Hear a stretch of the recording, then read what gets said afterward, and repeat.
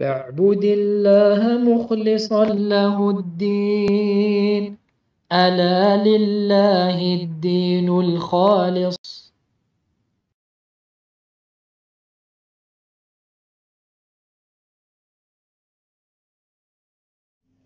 إن الحمد لله نحمده ونستعينه ونستغفره ونعوذ بالله من شرور أنفسنا ومن سيئات أعمالنا.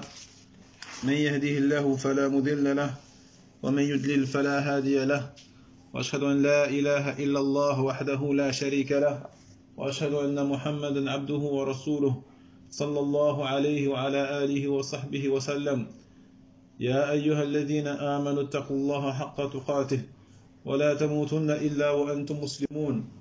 يا أيها الناس اتقوا ربكم الذي خلقكم من نفس واحدة وخلق منها زوجها وبث منهما رجالا كثيرا ونساء، واتقوا الله الذي تساءلون به والأرحام إن الله كان عليكم رقيبا. يا أيها الذين آمنوا اتقوا الله وقولوا قولا سديدا يصلح لكم أعمالكم ويغفر لكم ذنوبكم، ومن يطع الله ورسوله فقد فاز فوزا عظيما. أما بعد، فإن أصدق الحديث كتاب الله، وخير الهدي هدي محمد بن عبد الله، وشر الأمور محدثاتها، وكل محدثة بدعة، وكل بدعة ضلالة، وكل ضلالة في النار. أما بعد، إخوتي في الله والأخوات، السلام عليكم ورحمة الله وبركاته. فبحمد الله سبحانه وتعالى نواصل دروسنا في شرح التمهيد لشرح كتاب التوحيد الذي هو حق الله على العبيد لمعالي الشيخ الصالح ابن عبد العزيز آل الشيخ حفظه الله جل وعلا. واليوم إن شاء الله تعالى سنذكر مسائل باب من الشرك لبس الحلقة والخيط ونحوهما لرفع البلاء أو دفعه. فقال المؤلف رحمه الله: وقول الله تعالى: قل أفرأيتم ما تدعون من دون الله إن أرادني الله بضر هل هن كاشفات ضره، الآية. وعن عمران بن حسين رضي الله عنه أن النبي صلى الله عليه وسلم رأى رجلا في يده حلقة من صفر فقال: ما هذه؟ قال: من الواهنة. فقال: انزعها فإنها لا تزيدك إلا وهنا، فإنك لو مت وهي عليك ما أفلحت أبدا. رواه أحمد بسند لا بأس به. وله عن عقبة بن عامر رضي الله عنه مرفوعا: من تعلق تميمة فلا أتم الله له، ومن تعلق ودعة فلا ودع الله له. وفي رواية: من تعلق تميمة فقد أشرك. ولابن أبي حاتم رضي الله عنه ورحمه عن حذيفة رضي الله عنه أنه رأى رجلا في يده خيط من الحمى فقطعه وتلا قوله تعالى: وما يؤمن أكثرهم بالله إلا وهم مشركون. نعم. طيب. Donc on poursuit Inch'Allah Ta'ala notre étude du livre Tamhid, l'explication de Kitab al-Tawhid du Cheikh, du noble Cheikh Saleh Ibn Abdel Aziz Ali Sheikh Hafidhahullah Ta'ala. Et aujourd'hui, Inch'Allah, on va citer, mentionner les masail, les enseignements tirés du chapitre qu'on a fini d'étudier mardi dernier, intitulé fait partie du polythéisme, le port de l'anneau, du fil et autres que cela, afin de dissiper le malheur ou de le repousser. طيب. إذن المسألة الأولى التغليظ في لبس الحلقة والخيط ونحوهما لمثل ذلك. Donc premier enseignement, premier point important que l'on tire de ce chapitre-là, التغليظ, c'est-à-dire la sévérité vis-à-vis du fait de porter un anneau ou un fil ou autre que cela pour la raison pour laquelle certains donc portent l'anneau ou portent le fil, comme a dit l'auteur ici, dans le but de dissiper le malheur ou de le repousser. Et cela est tiré de la parole du prophète, alayhi salatu wassalam, qui a dit inzi'ha la taziduka illa wahnan. Law mitta wahya alayk ma aflahta abadan. Donc on voit à travers la parole du prophète, alayhi salatu wassalam, lorsqu'il a dit ôte-la, enlève-la, car elle ne fera qu'augmenter en toi la faiblesse ou la maladie. Et si tu meurs alors qu'elle est sur toi, tu ne réussiras jamais. Donc là, cette parole-là, bien sûr, revêt une sévérité forte vis-à-vis du fait de porter donc ce genre de choses et de s'y attacher, et d'avoir le cœur attaché à ces choses-là. Wallahu al-musta'an. طيب. الثانية أن الصحابي لو مات وهي عليه ما أفلح فيه شاهد لكلام الصحابة أن الشرك الأصغر أكبر من الكبائر. طيب. Deuxième point que l'on tire de ce chapitre, que même le compagnon, s'il meurt en ayant cet objet sur lui, eh bien il ne réussira pas. Il ne réussira pas. C'est quoi l'objet? Tu te rappelles, l'anneau, le fil, etc.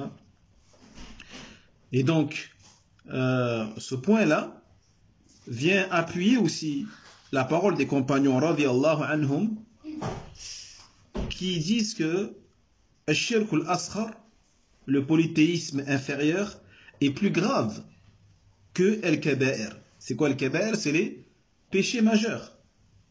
C'est les péchés majeurs. Donc ils disent que le shirk al-asghar, le polythéisme mineur ou inférieur, est plus grave que n'importe quel péché, ou est plus grave que les péchés majeurs. طيب.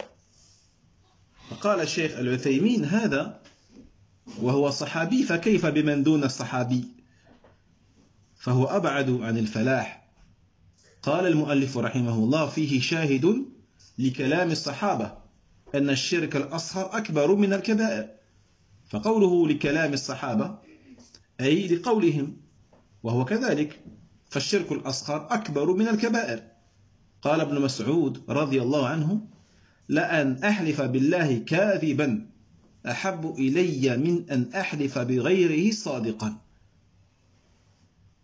وذلك لأن سيئة الشرك أعظم من سيئة الكبيرة، لأن الشرك لا يغفر ولو كان أصغر بخلاف الكبائر فإنها تحت المشيئة. يجي الشيخ العثيمين رحمه الله تعالى. Donc ici, on parle bien d'un compagnon. D'accord? Un compagnon, même s'il est compagnon, mais s'il meurt en ayant ce genre d'objet sur lui, et donc avec ce genre de croyance, il ne réussira pas. Que dire alors de tous ceux qui ne sont pas des compagnons? Eh bien, ceux-là sont encore plus éloignés que eux de la réussite, ou seraient plus éloignés qu'eux de la réussite.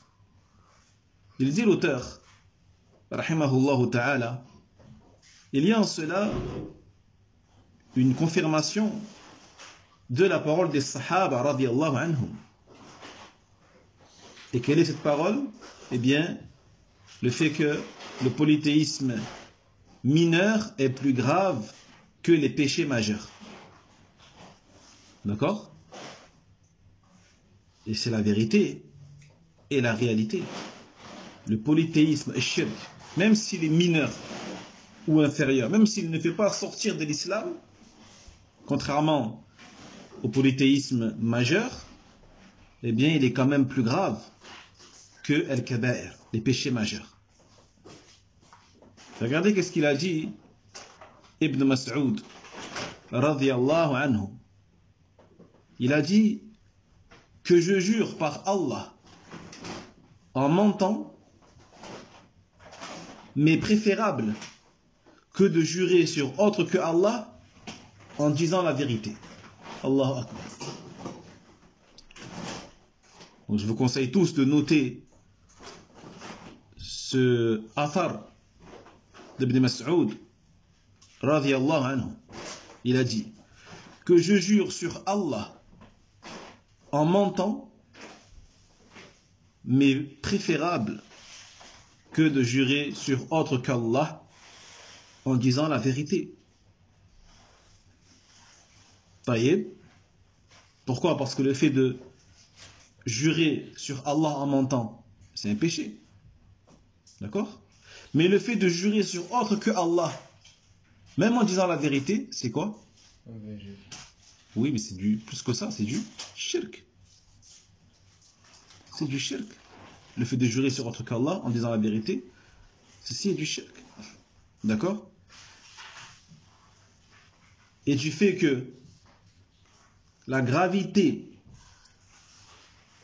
de la désobéissance à travers le shirk est plus grande que celle de la désobéissance d'un grand péché qui n'atteint pas le degré de shirk,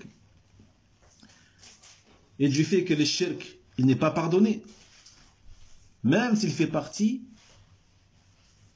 du polythéisme mineur ou inférieur, comme on l'a déjà vu. Ça y est, pour celui qui meurt dessus. Contrairement aux péchés majeurs qui n'atteignent pas le degré de polythéisme, eh bien ces péchés-là, même si la personne ne s'est pas repentie avant de mourir, ils sont sous la volonté d'Allah tabaraka wa ta'ala. Taïb. Voilà. C'est clair? الثالثة أنه لم يعذر بالجهالة. Troisième point.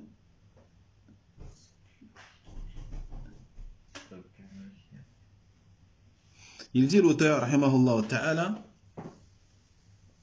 ici, la personne n'est pas excusée par son ignorance. La personne n'est pas excusée par son ignorance. طيب. لكن قال الشيخ العثيمين رحمه الله تعالى هذا فيه نظر، لأن قوله لو مت وهي عليك ما أفلحت أبدا ليس بصريح أنه لو مات قبل العلم، بل ظاهره لو مت وهي عليك لو مت وهي عليك، المقصود ما أفلحت أبدا أي بعد أن علمت وأمرت بنزعها، وهذه المسألة تحتاج إلى تفصيل. فتقول أو نقول أهل السنة والجماعة الجهل نوعان. الجهل نوعان. الأول جهل يعذر فيه الإنسان، وجهل لا يعذر فيه. فما كان ناشئا عن تفريط وإحمال مع قيام المقتضي للتعلم فإنه لا يعذر فيه، سواء في الكفر أو في المعاصي. وما كان ناشئا عن خلاف ذلك، أي أنه لم يهمل ولم يفرط ولم يقم المقتضي للتعلم، بأن كان لم يطرأ على باله أن هذا الشيء حرام، فإنه يعذر فيه. فإن كان منتسبا إلى الإسلام لم يضره، وإن كان منتسبا إلى الكفر فهو كافر في الدنيا، لكن في الآخرة أمره إلى الله عز وجل على القول الراجح، يمتحن، فإن أطاع دخل الجنة، وإن عصى دخل النار. فعلى هذا من نشأ مثلا ببادية بعيدة ليس عنده علماء، ولم يخطر بباله أن هذا الشيء حرام أو أن هذا الشيء واجب، فهذا يعذر. يجي الشيخ العثيمين رحمه الله تعالى par rapport au troisième point, lorsqu'il dit l'auteur qu'il n'est pas excusé par l'ignorance, par rapport à ce qu'il avait fait, donc le port de l'anneau ou le port du fil, avec la croyance que vous connaissez. Il dit, Cheikh, rahimahullah, ceci, ce point-là, il est à revoir. Parce que la parole du prophète, alayhi salatu wassalam, lorsqu'il a dit aux compagnons, si tu meurs et que cet objet-là est sur toi, tu ne réussiras jamais. Cela n'est pas explicite, et cela n'indique pas de manière explicite que s'il meurt avant de connaître le jugement de cela. Si tu meurs en étant ignorant, et si tu meurs avant de connaître le fait que cela était du shirk. Non, au contraire. Ce qui est apparent dans la parole du prophète, alayhi salatu wassalam, lorsqu'il lui a dit, si tu meurs et que cet objet-là est sur toi, tu ne réussiras jamais, c'est-à-dire si tu meurs après avoir su son jugement, après avoir connu que cela était du shirk, et après qu'on t'ait ordonné de l'enlever. C'est clair que si la personne, on lui a enseigné, on lui a dit clairement que ceci était du shirk, et qu'on lui a dit de l'enlever, et que malgré ça il a refusé de l'enlever, il est clair que lui, il n'est pas excusé. D'accord? Donc cette mas'ala, cette question, elle nécessite un approfondissement et des détails. Nous disons donc que l'ignorance est de deux types. On a une ignorance pour laquelle l'individu est excusé. C'est la première catégorie d'ignorance. Mais on a aussi une ignorance pour laquelle l'individu n'est pas excusé. Donc elle n'est pas une cause d'excuse systématiquement. Si l'ignorance est le résultat d'une négligence, si l'ignorance est le résultat d'un laxisme de la part de la personne, alors qu'il y a des causes qui ont fait que elle aurait dû apprendre. Dans ce cas-là, elle n'est pas excusée. Pourquoi? Parce que c'est elle qui a été négligente dans l'apprentissage. C'est elle qui s'est détournée de la science ou du simple fait de demander, poser des questions aux gens de science. Et aussi parce qu'il y avait des causes qui ont fait qu'elle aurait dû apprendre. Et cela concerne les péchés, qui n'atteignent pas le degré de kufr ou de shirk, mais ça concerne aussi le kufr et le shirk. Celui qui tombe dans le shirk ou dans le kufr par ignorance, mais une ignorance qui n'est pas une cause d'excuse. Pourquoi? Encore une fois, parce que la personne a été négligente, laxiste. Elle s'est détournée de la science. Elle s'est détournée du fait de poser des questions aux gens de science, alors qu'elle le pouvait. Alors qu'il y avait un contexte, une situation qui fait que elle aurait dû apprendre. Mais elle ne l'a pas fait. Ça y est? La seconde catégorie d'ignorance, pour laquelle, cette fois, l'individu est excusé. C'est laquelle, celle-là? Eh bien, c'est l'ignorance qui n'est pas le résultat d'une négligence, qui n'est pas le résultat d'un laxisme ou d'un détournement. Et il n'y a pas eu de situation ou d'événement qui a fait que l'individu devait apprendre. Et donc, elle n'a pas pensé que cette chose-là était haram. Cela ne lui a pas traversé l'esprit. Dans ce cas-là, la personne est excusée à travers cette ignorance. D'accord? Donc, si c'était quelqu'un qui se disait musulman, alhamdoulilah, son ignorance est pour elle une cause d'excuse. Et si c'est quelqu'un qui était affilié aux mécréants, eh bien sur terre, il sera traité comme un mécréant, certes, mais dans l'au-delà, son affaire et son cas appartient à Allah. Son cas appartient à Allah. Celui qui était parmi les mécréants, et qui n'a pas embrassé l'islam à cause d'une ignorance qui est une cause d'excuse. C'est-à-dire qu'il n'a pas été négligent dans l'apprentissage de la vérité. Mais c'était un kafir.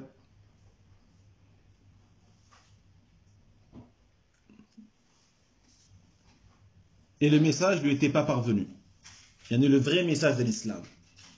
Le vrai message du prophète Mohammed sallallahu alayhi wa sallam ne lui était pas parvenu. Lui, on va le traiter comme un kafir. Sur terre. Mais dans l'au-delà, il se peut qu'Allah l'excuse. Qu'est-ce qui va se passer? Il dit le cheikh, rahimahullah ta'ala, il dit la parole correcte dans ce cas-là, c'est qu'Allah, Jalla wa ala, il va le tester dans l'au-delà. Allah va lui faire subir un test, une épreuve. S'il obéit à Allah, il entrera au paradis. Mais s'il lui désobéit, il entrera en enfer. Allah, il est juste. Il n'enverra jamais quelqu'un en enfer, si la personne était ignorante, d'une ignorance excusable. D'accord? Par exemple, si un homme vivait dans un désert, très loin, éloigné de la civilisation, éloigné de la science, éloigné des gens de science, et qui n'a jamais en fait cru ou pensé que ce qu'il faisait était haram, pour lui c'était pas haram. Ou n'avait jamais pensé que ceci ou cela était obligatoire. Et bien dans ce cas-là, il sera excusé. Même si de nos jours, rares sont les personnes vraiment qui se trouvent dans ce genre de situation avec aujourd'hui les moyens de communication modernes, les réseaux sociaux, les traductions, les livres qui existent dans les quatre coins du globe. Donc l'islam s'est propagé, bihamdillah subhanahu wa ta'ala, mais en même temps, l'excuse de l'ignorance est de moins en moins présente.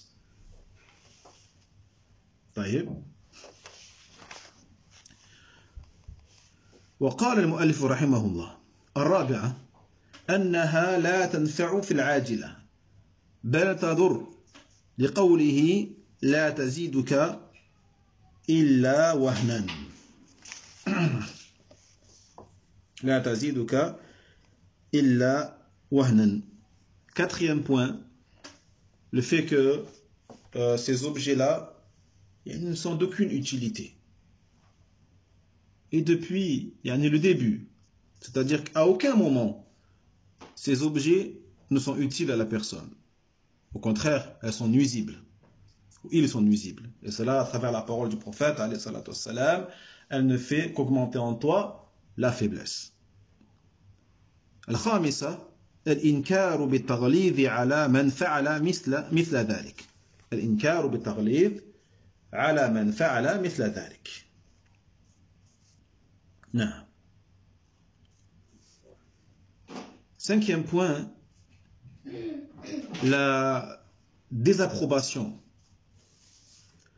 se fait avec sévérité pour celui qui fait ce genre de choses. Tu dois désapprouver, désavouer ce genre de pratique avec sévérité. Et cela est tiré de la parole du prophète, alayhi salatu wassalam, lorsqu'il a dit et qu'il a invoqué contre ceux qui font ça en disant celui dont le cœur est attaché à une amulette ou un talisman, qu'Allah Azza wa Jal ne réalise pas ce qu'il désire. السادسة التصريح بأن من تعلق شيئا وكل إليه. نعم. Sixième point, la déclaration explicite du fait que celui qui est attaché à quelque chose parmi ces objets-là, eh bien Allah Jalla wa Ala le laisse et l'abandonne à ces objets. Non. Et donc celui qu'Allah tabarak wa ta'ala abandonne à des créatures, eh bien il sera délaissé, il sera tout seul. Wallahu al-musta'an. السابعة التصريح بأن من تعلق تميمة فقد أشرك. Septième point, la déclaration explicite que celui qui est attaché à une tamima, à une amulette, un genre de perle, comme l'avait expliqué le Cheikh Saleh, il aura commis de l'associationnisme. D'accord? Et cela tiré de la deuxième version qui est celle ici de hadith de Uqba ibn Amir lorsqu'il dit Man ta'allaqa tamimatan faqad ashrak. Celui qui est attaché à une tamima, il a certes associé يعني à Allah tabarak wa ta'ala. الثامنة أن تعليق الخيط من الحمى من ذلك. طيب.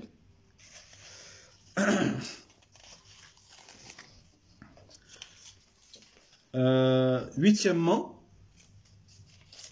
le fait de porter ou d'accrocher le fil pour se protéger de la fièvre fait partie également de ces pratiques associationnistes. D'accord? Cela a tiré du hadith de Hudhayfa radiyallahu anhu. Vous vous rappelez du hadith parce qu'il avait vu un homme qui avait sur lui ce fil, soi-disant pour se protéger de la fièvre. Qu'est-ce qu'il a fait Hudhayfa? Il a coupé le fil, puis il a récité la parole d'Allah tabaraka wa ta'ala wa ma yu'minu aktharuhum billahi illa wa hum mushrikun. Et la majorité d'entre eux ne croient qu'à Allah qu'en étant polythéistes. Wallahu musta'an. التاسعة تلاوة حذيفة الآية دليل على أن الصحابة يستدلون بالآيات التي في الشرك الأكبر على الأصغر كما ذكر ابن عباس رضي الله عنهما في آية البقرة. Neuvième point, ce qu'a fait ici Hudhayfa lorsqu'il a coupé le fil de la personne et qu'il a récité la parole d'Allah tabarak wa ta'ala, nous montre que les compagnons se servaient des versets qui concernaient le polythéisme majeur. Ils s'en servaient pour annuler ou pour réfuter le polythéisme mineur. D'accord? Parce que les Sahaba avaient l'habitude de prendre ces versets-là qui à la base traitent du shirk akbar, mais ils s'en servaient également pour contrecarrer et réfuter le shirk asghar, comme l'a mentionné Ibn Abbas radiyallahu anhuma par rapport au verset de la sourate Al-Baqarah. Taïb. Naam, qui est le verset numéro 165, dans lequel Allah dit, dans le sens rapproché parmi les gens, certains prennent en dehors d'Allah des égaux et ils les aiment comme ils aiment Allah tabarak wa ta'ala. Ils les aiment comme ils aiment Allah. On a parlé déjà de ce verset-là. On a parlé du polythéisme au niveau de l'amour vis-à-vis d'Allah tabarak wa ta'ala. Et Allah dit, et ceux qui ont cru sont plus ardents encore dans l'amour qu'ils ont pour Allah Jalla wa ala. Et donc ici dans ce verset, on comprend qu'Allah subhanahu wa ta'ala a fait de l'amour pour une créature qui est identique à l'amour que la personne a pour Allah tabarak wa ta'ala, et bien le fait de prendre pour Allah ou de donner à Allah un égal, qu'Allah nous en préserve. العاشرة أن التعليق الودعي من العين من ذلك. Dixième point, العاشرة, le fait d'accrocher un wada'. On a vu le wada', c'était soit des coquillages ou des perles, afin de se protéger du mauvais œil, fait partie également des actes associationnistes. نعم. والحادية عشرة الدعاء على من تعلق تميمة أن الله لا يتم له. ومن تعلق ودعة فلا ودع الله له أي ترك الله له أي ترك الله له. Dernier, 11e point et dernier point, le fait que l'invocation contre celui qui s'est attaché à une tamima, eh bien, l'invocation contre lui pour que Allah Jalla wa Ala ne réalise pas son vœu, ne réalise pas son désir, qui est que, soi-disant, cette tamima le protège du mauvais œil ou autre. D'accord? Et également contre celui qui s'est attaché à une wada'a, c'est-à-dire un coquillage ou des perles, qu'Allah Jalla wa Ala également ne le mette pas dans la paix ou la sérénité ou la tranquillité, c'est-à-dire qu'Allah Jalla wa Ala ne lui donne pas également ce qu'il désire. D'accord? Non. Donc ici on comprend par rapport à l'acte de Nabi sallallahu alayhi wa sallam que tu peux invoquer contre ce genre de personne.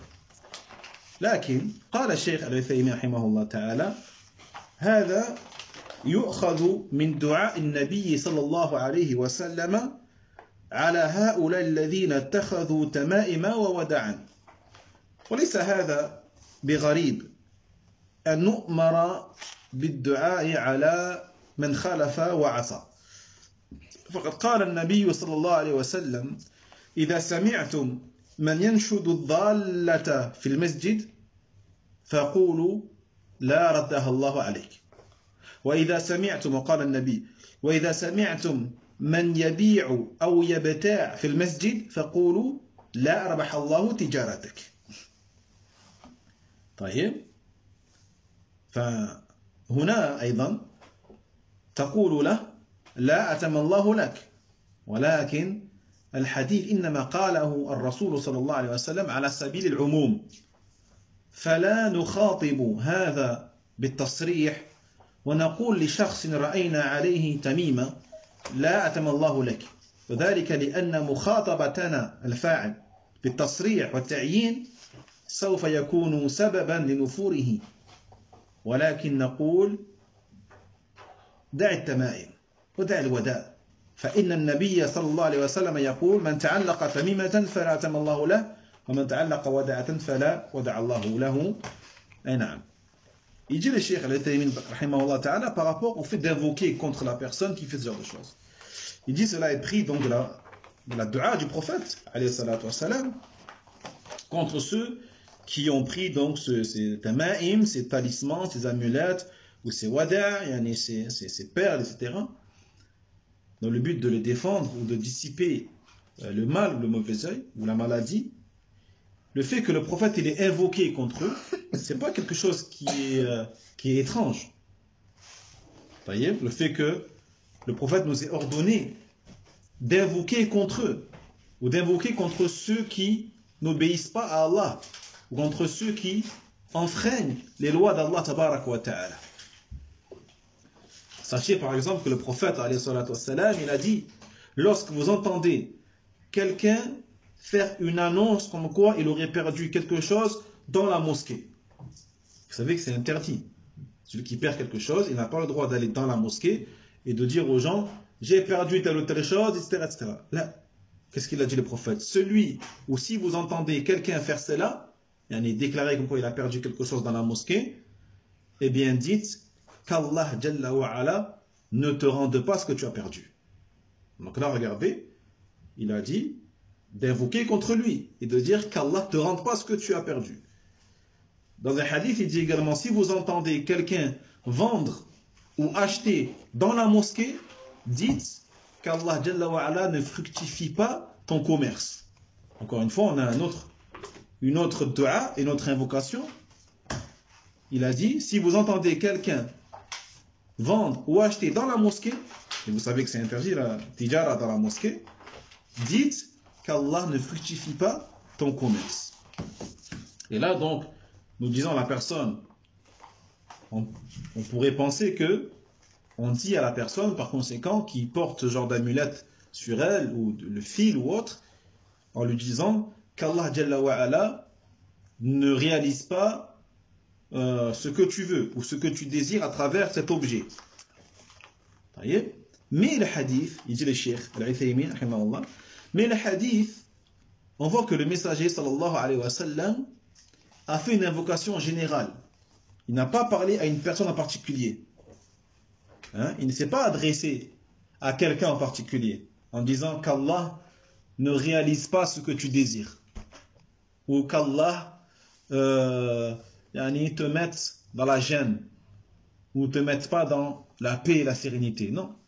Le prophète, il a parlé de façon générale en disant celui qui porte une amulette, qu'Allah ne réalise pas ses désirs. Donc est-ce qu'il a parlé à quelqu'un en particulier? Non, il a parlé de façon générale. Celui qui fait ça, qu'Allah lui fasse ça. Celui qui fait ça, qu'Allah lui fasse ceci. Vous voyez? Donc de façon générale, il n'y a pas de mal à le faire. Mais on ne va pas s'adresser à quelqu'un en particulier de manière explicite. En disant donc à une personne sur laquelle on verrait un talisman, une tamima ou une main Fatma par exemple, on ne va pas lui dire qu'Allah ne te donne pas ce que tu veux. Ou qu'Allah ne réalise pas cette protection-là que tu cherches à travers cette main de Fatma. Hein? Pourquoi? Parce que le fait de parler comme ça à quelqu'un en particulier, de manière claire, explicite, et de l'identifier comme ça en plus, eh bien ça va la faire fuir. Ça fera fuir la personne si tu parles comme ça. D'accord? Mais qu'est-ce qu'on va dire à la personne? On va dire enlève ce tamim, enlève ce wada, enlève cette main de Fatma, enlève ce fil, enlève ceci et cela. Et après on lui explique. Car le prophète sallallahu alayhi wa sallam a dit celui qui s'est attaché à une tamima, qu'Allah jalla wa ala ne réalise pas son désir. Et celui qui s'est attaché une wada'a, qu'Allah ne lui laisse pas ce qu'il désire. Et qu'Allah ne le mette pas dans la paix, dans le bien-être. Donc comment on va parler à une personne en particulier? On va lui dire enlève cela. Car le prophète il a dit ceci et cela. Car le prophète il a invoqué contre ceux qui font ceci et cela. Voyez? Mais sinon de façon générale, comme l'a fait le prophète, il n'y a pas de mal à le faire. Par exemple, quelqu'un qui est en train de faire un discours ou un imam en train de faire un discours, il peut dire la parole du prophète sans aucun problème. Celui qui est attaché aux mains de Fatma, celui qui est attaché à tel ou tel objet, croyant que cela dissipe ou repousse le mauvais œil, qu'Allah Jalla wa Ala ne réalise pas ses souhaits, par exemple. Voyez? Alhamdulillah. وقد كملنا الحمد لله سبحانه وتعالى دراسة هذا الباب. Donc on a terminé l'étude de ce chapitre. Donc mardi prochain, bi'idhnillahi azza wa jalla, nous attaquerons le chapitre suivant, insha'Allah ta'ala, wa huwa bab ma jaa fi الرقى والتمائم. باب ما جاء في الرقى والتمائم والعلم عند الله. وآخر دعوانا أن الحمد لله رب العالمين وصلى الله على نبينا محمد وعلى آله وأصحابه أجمعين وسلم تسليما. جزاكم الله خيرا والسلام عليكم ورحمة الله وبركاته. وينجي الله الذين اتقوا بمفازتهم لا يمسهم السوء ولا هم يحزنون.